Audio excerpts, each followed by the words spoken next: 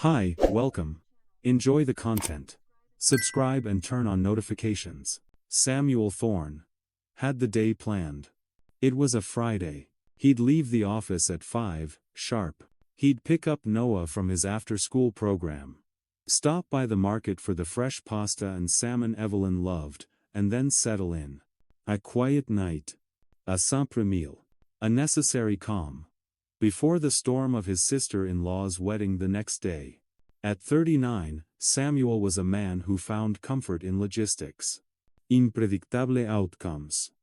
His career as a logistics manager was more than a job, it was a reflection of his worldview. Systems worked. Plans were essential. 12 years of marriage to Evelyn had built a life that ran on a similar, comfortable schedule. A 3-bedroom house in the quiet suburbs. A lawn he meticulously cared for, an 8-year-old son who lived for his weekend soccer games, and a foundation of stability he believed was absolute. Unshakable. Her name was Evelyn Thorne.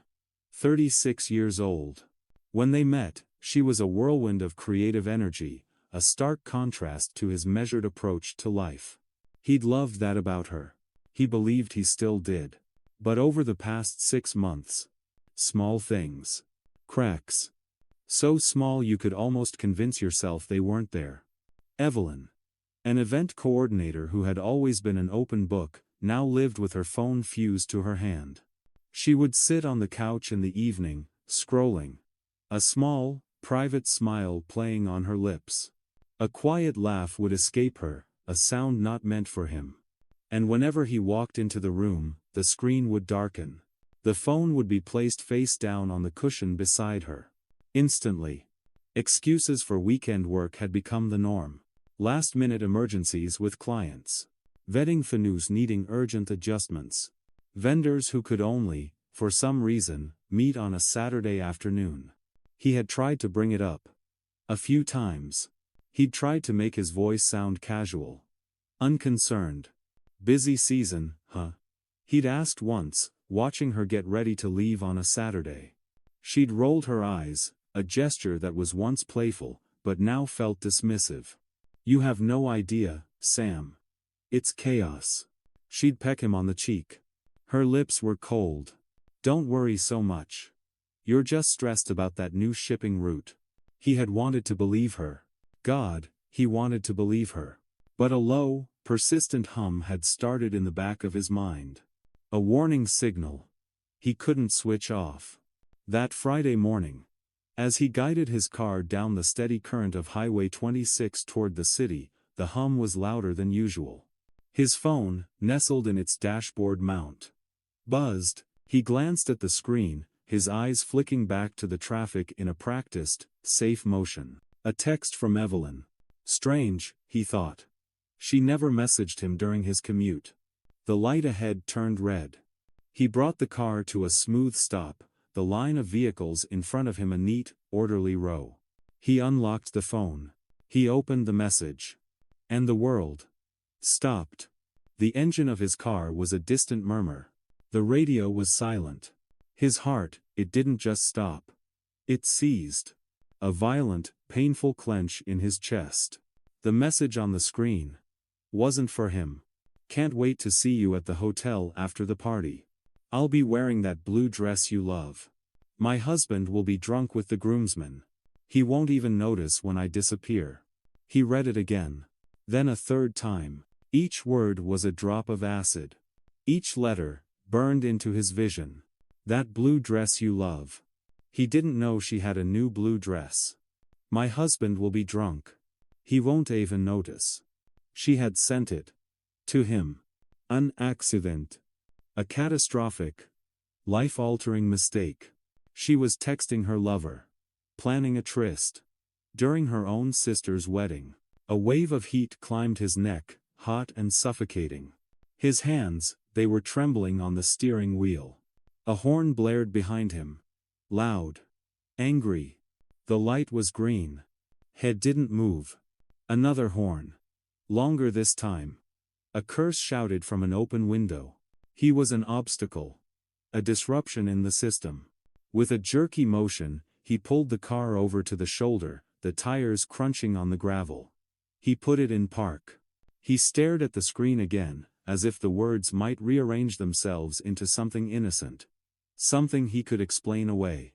They didn't. First came the anger. A pure, white-hot furnace igniting in his gut.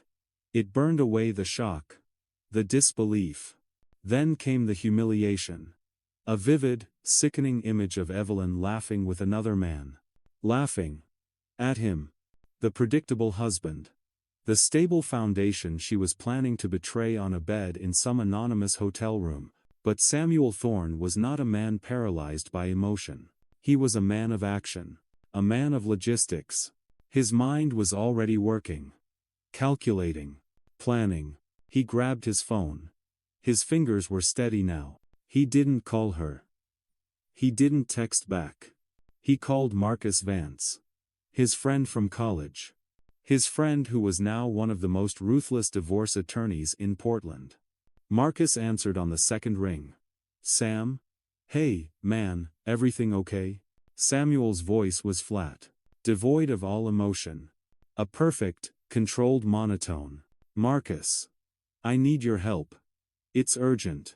He took a breath. I just found out my wife is cheating on me. She sent me a text by mistake. She's planning to meet him tomorrow. At her sister's wedding. There was a pause on the other end. Not of shock, of professional assessment.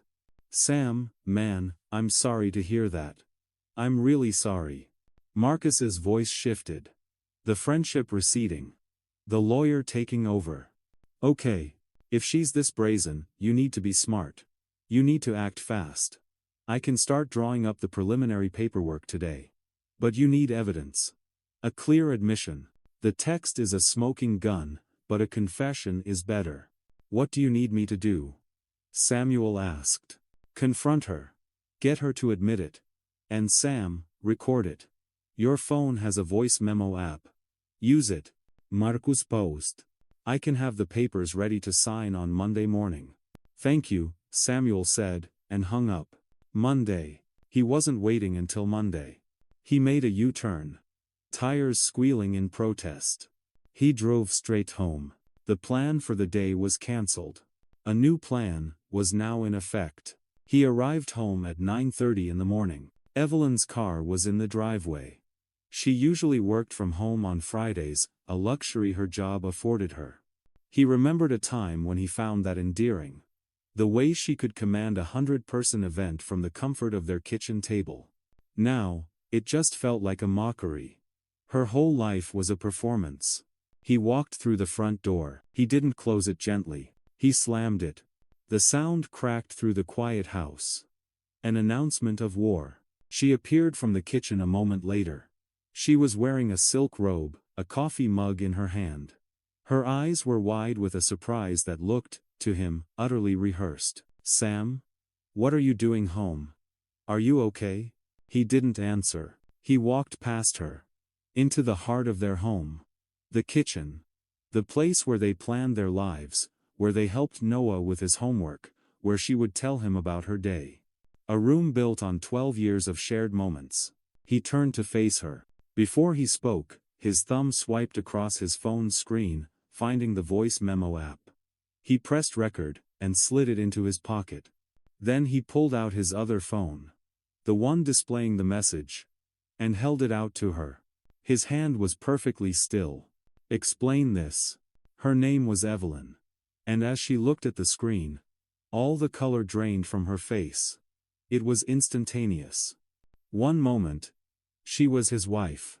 The next, a pale, terrified stranger. The coffee mug trembled, spilling a dark, hot stream onto the pristine white countertop. Sam, that's not. She stammered, her eyes darting around the room, looking for an escape that wasn't there. I can explain. He took a step forward. His voice was cold. Controlled. A chilling counterpoint to the inferno raging inside him. Then explain, he said, his voice barely above a whisper. Explain why you're planning to meet another man during your sister's wedding. Explain the blue dress. That he loves. Explain why you think I'll be so drunk I won't even notice you disappearing. He took another step. He was crowding her now, pinning her between his gaze and the counter. Go on, Evelyn. Explain it to me. She set the mug down with a clatter, her hands shaking so badly she could barely release it. She was buying time. He could see the wheels turning in her head, searching for a plausible lie. It was a stupid joke, Sam, she said, her voice thin and reedy. I was texting Chloe, we were just joking around. Seeing if you ever paid attention to my messages. A laugh escaped his lips. It was a short, bitter, ugly sound. A joke. He shook his head slowly. A joke. The message mentions a blue dress he loves. I didn't even know you owned a new blue dress, Evelyn. Did Chloe buy it for you? Her face crumpled. You mentioned a hotel, he pressed on, relentless. What's its name? Is it a funny name? Is that part of the joke? She started to cry then. Silent tears at first, then quiet sobs. But he felt nothing. No pity. No empathy. It was like watching a film. He was merely an observer. How long, he asked, his voice like ice. How long has this joke been going on? She finally broke. She slumped into one of the kitchen chairs, her shoulders heaving. Defeated. His name is Leo, she whispered, the words barely audible between sobs. He's a freelance photographer. I hired him for some corporate events a few months ago. When? It started. After a happy hour. In April. She wouldn't look at him. She stared at the floor as if the answers were written on the hardwood. I was stressed. He gave me attention. It just happened. April. 4 months. His mind reeled. 4 months of smiles that were lies. 4 months of touches that meant nothing. 4 months of coming home to a woman who was living a secret life, right under his nose. How many times? He demanded. The question felt foul in his own mouth. She wiped at her tears with the back of her hand. A gesture of a child caught doing something wrong. I don't know, about 7 times. Always in hotels. He's never been here, I swear, Sam. 7 times. The number hung in the air, grotesque and obscene. He ran a hand through his hair, a gesture not of distress, but of containment. He was holding himself together by a thread. And you thought it would be a good idea to continue this? At your own sister's wedding? In front of our family? In front of me? She looked up at him then, her eyes pleading. Red-rimmed and swollen. Sam, I'll end it. I swear. I'll end it today. It was a terrible mistake. I'm so sorry. Please. Can we talk about this? Can we try therapy? Anything? Think of Noah. The mention of their son was a match on gasoline. He clenched his jaw so hard he felt a sharp pain shoot up to his temple. You should have thought of Noah before you slept with another man 7 times, he said, his voice dangerously low. You should have thought of me. Of our marriage. Of this family. He gestured around the kitchen. At the life they had built. But you didn't. So now, you're going to listen. You're going to hear what happens next. He stepped away from her, creating a space between them that felt as wide as a canyon. He looked her straight in the eye, and for the first time, he saw not the woman he had loved, but a stranger he no longer knew. The recording on his phone was still active, capturing every sob, every lie, every pathetic confession. Tomorrow, he began, his voice the calm, steady tone of a man giving orders, you will go to Chloe's wedding. She looked up, a flicker of hope in her tear-filled eyes. A hope he was about to extinguish. You will put on your dress. You will do your makeup.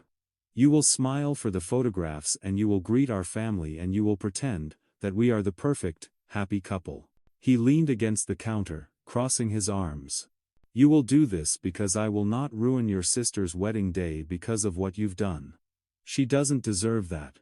That is the only reason you are still in this house right now. The hope in her eyes died. Then, on Monday morning, he continued, my lawyer, Marcus, will have divorce papers ready. You will meet me at his office, and you will sign them. You will not contest the custody of Noah. You will not fight over the house. You will take what is offered. And you will walk away. No, she whispered, shaking her head. No, Sam, please. He ignored her. If you try to cause a scene tomorrow, if you try to lie to your family or paint me as the villain in this story, I will show them this. He held up the phone with the text message. I will show it to your parents. To Chloe. To your aunts and uncles. I will forward it to every single person in your contact list if I have to. You get to choose, Evelyn. You can walk out of this with a shred of dignity, or you can be exposed as the liar and the cheat that you are. The choice is yours. She stood up abruptly, a surge of desperation making her clumsy. She grabbed his arm. Her touch felt like a brand. Please, Sam, I love you.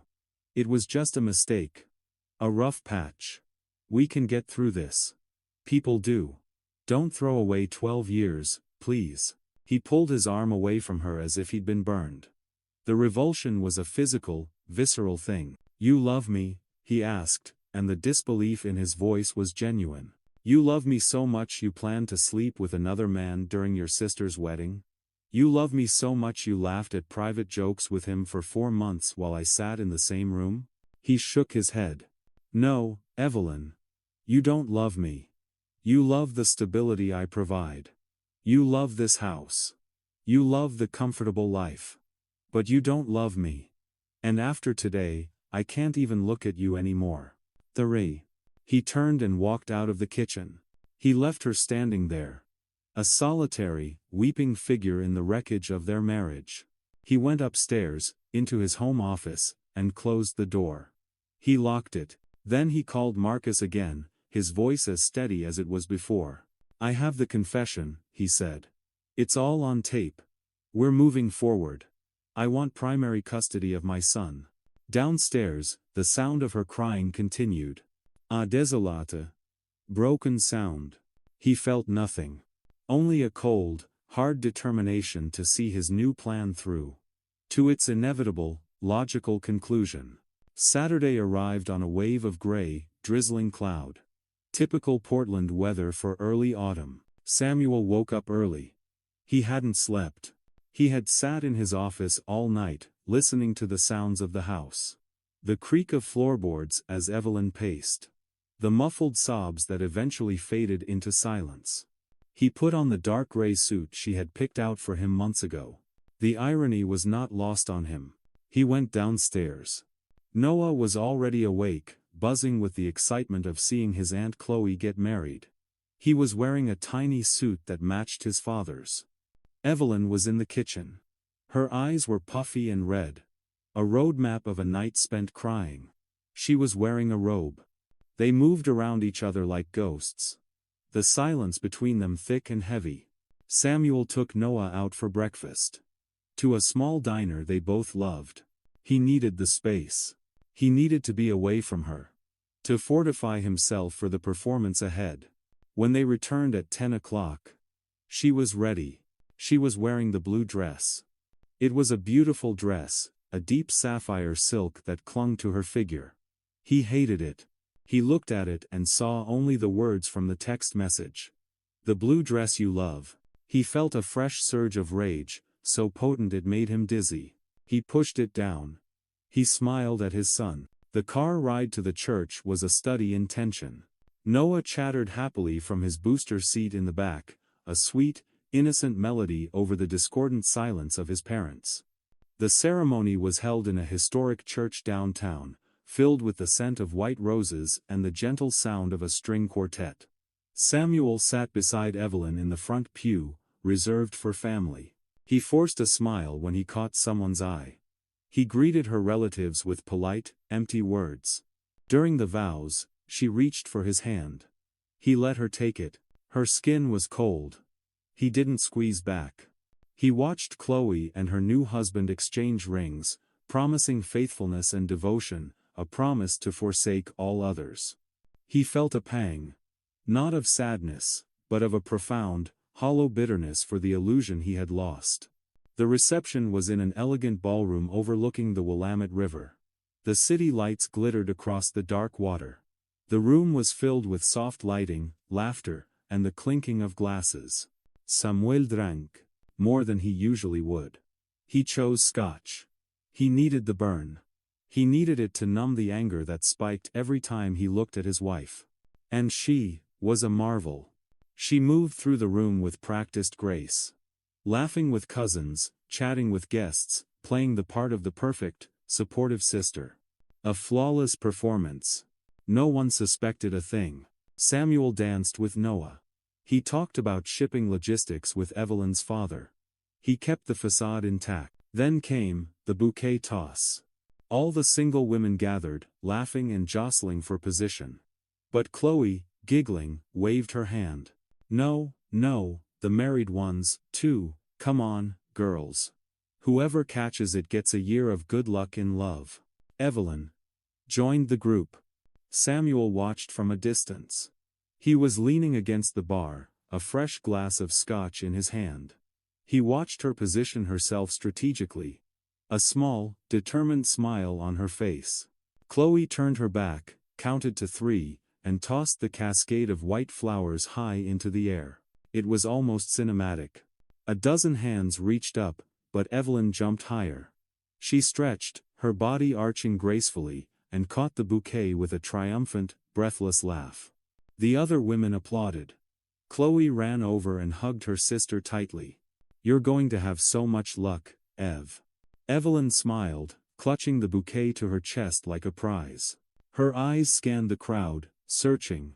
They found his. When her gaze met his, her triumphant smile faltered. Just for a second. He raised his glass to her. A silent, bitter toast. Then he downed the entire drink in one long, burning gulp. The drive home was silent. The party had ended near midnight. Noah was asleep in the back, his head lolled to one side. Evelyn sat in the passenger seat, quiet, still holding the bouquet. The scent of the roses filled the car, a sweet, cloying smell that made Samuel feel sick. When they arrived home, he carried Noah inside, the boy's small body a warm, trusting weight in his arms. He tucked him into bed, carefully removing his little dress shoes and pulling the blanket over him. He stood there for a moment, watching his son sleep. His heart ached. Noah didn't deserve any of this. But Samuel knew, with a certainty that chilled him to the bone, that staying in a broken marriage would be worse for the boy in the long run. This was a necessary amputation. He went downstairs. Evelyn was in the living room, still in the blue dress. The bouquet sat on the coffee table, a perfect, white symbol of everything that was a lie. But it wasn't the bouquet that caught Samuel's attention. It was the 3 large suitcases standing by the stairs. And the thick stack of papers on the dining room table. Evelyn saw him looking. Confusion clouded her tired features. Sam? What's this? What are those? He didn't move from the doorway. He crossed his arms, leaning against the frame. Your things, he said, his voice flat. I spent the afternoon yesterday packing them while you were getting your hair done for the wedding. No. He nodded toward the table. And those are the divorce documents Marcus prepared. Your appointment is Monday morning. 9 o'clock. Don't be late. She stepped forward, a desperate, pleading look on her face. Sam, don't do this. Please. I caught the bouquet today. It's a sign. It has to be. We can start over. He let out that same cold, humorless laugh from the kitchen. It sounded even uglier in the quiet of their living room. You caught the bouquet, he said, nodding slowly as if considering it. That's true. They say it's a symbol of luck in love. He took a step into the room, his eyes locking onto hers. They were hard, like chips of flint. But do you know what I caught, Evelyn? While you were smiling and dancing and pretending to be the perfect wife. He gestured to the papers on the table. I caught the divorce papers. He took another step. I caught my dignity back. I caught control of my life back. He stopped just a few feet from her. So go ahead. Keep that bouquet. Keep it as a souvenir of the day you officially destroyed our marriage."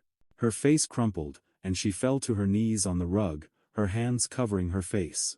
The sobs were violent, shaking her whole body. "Please, Sam, think about Noah. Don't abandon me like this. Don't take my son from me." He knelt in front of her. Not in sympathy. In judgment. He looked into her red, swollen eyes. "You won't lose Noah completely," he said, and the cold practicality in his voice was its own form of cruelty. "He'll spend weekends with you, once you have a place to live and you get yourself together. But primary custody is mine. Marcus has already arranged everything. The text message, your confession. No judge in the state would rule in your favor. You betrayed 12 years of marriage for a photographer who probably doesn't even know you have a son." He posted, "You're not emotionally stable right now. So get up. Grab your bags. And go to your mother's house. We'll settle the rest on Monday." She stayed there, kneeling on the floor. A broken woman in a sapphire dress, crying softly. But Samuel had already stood up. He walked past her, went upstairs, and entered their bedroom. He closed the door behind him. And he locked it. Something he had never done in 12 years of marriage. He sat on the edge of the bed, the exhaustion hitting him like a physical blow.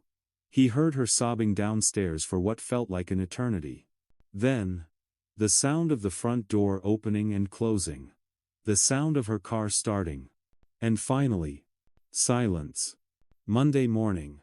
Samuel dropped Noah off at school.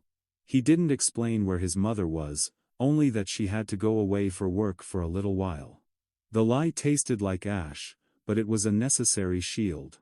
At exactly 9 o'clock, he was in Marcus Vance's sleek downtown office. Evelyn arrived 10 minutes late. She wore sunglasses, even indoors, but they couldn't hide the profound exhaustion etched onto her face. Marcus was a professional. He handled everything with a detached efficiency that Samuel was grateful for. He explained the terms. The division of assets. The custody arrangement for Noah. Evelyn tried to negotiate a few minor clauses, her voice weak. But there was no fight left in her. She had no leverage. She had no ground to stand on. She signed the papers with a trembling hand. Never once looking at Samuel. When it was over, she left the office without a word. 12 years. Ended in under 30 minutes with the stroke of a pen. Marcus put a hand on his shoulder. "You did the right thing, Sam. It's going to hurt for a while, but you'll get through it." Samuel nodded, though he wasn't sure of anything anymore. Except that he was free. The following weeks were a blur of logistics. He explained to Noah, in the simplest terms he could manage, that Mom and Dad weren't going to live together anymore. That sometimes grown-ups stop making each other happy, but that they both still loved him more than anything in the world. Noah cried. He asked hard questions that broke Samuel's heart. But Samuel answered them honestly. Evelyn moved into her mother's house, a 2-hour drive from Portland. She started therapy. She called him a few times in those early weeks, her voice thick with tears. He never answered. There was nothing left to say. The divorce moved quickly. As Marcus had predicted, Evelyn didn't contest anything. She kept her car and some savings. Samuel kept the house, primary custody of Noah, and the life he had built. A few months later, when everything was being finalized, he learned through Marcus what had happened to Leo, the photographer. As soon as Leo found out Evelyn was not only married but had a child, he vanished. He had believed her stories about an ex-husband were just playful lies to keep things exciting. When the truth came out, he blocked her on all social media and stopped answering her calls. Evelyn was left completely alone, without a husband, without a lover, facing the consequences of her choices. Her family eventually found out the truth. Chloe confronted her, furious that Evelyn had planned to taint the memory of her wedding with such a sordid betrayal. Her parents, though they supported her, were deeply disappointed. Samuel kept a polite, respectful distance from all of them, focusing only on Noah's well-being. 6 months after the divorce was final, Samuel cautiously started dating again. He met Olivia, a woman from the marketing department at his company. She was 35, also divorced, with a quiet understanding of the complexities of a life that hadn't gone according to plan. They started with coffee. Then dinners. Eventually, he introduced her to Noah. And Noah, after a few hesitant meetings, liked her. Olivia was patient. She was kind. She never tried to replace Evelyn. She simply created her own space. He began to feel something he thought he had lost forever. Hope. The last time he saw Evelyn was a year and a half after the divorce. At Noah's fourth-grade moving-up ceremony, she looked thinner. Her hair was cut short. There was a permanent weariness in her eyes. They exchanged polite greetings. They stood on either side of their son for a photograph, smiling for the camera. Then, they went their separate ways. Samuel went home with Noah and Olivia, who now lived with them. They had a small celebration in the backyard. Evelyn drove back to her mother's house. Alone. Samuel never regretted acting so quickly that Friday. The mistaken text had been a terrible gift, a brutal revelation that had saved him from years of lies. He learned that trust, once broken in that way, could never truly be restored. And he learned that sometimes, the best revenge, isn't revenge at all. It's just moving on. Evelyn had caught the bouquet at her sister's wedding. The symbol of luck in love. Samuel had gotten the divorce papers. The symbol of freedom and a fresh start. And in the end, it was Samuel who found true luck. The luck of walking away from a life built on lies. And making space for something genuine and real to finally take root. Thank you for watching the video. If you enjoyed it, don't forget to subscribe to the channel and turn on notifications so you won't miss any updates. See you next.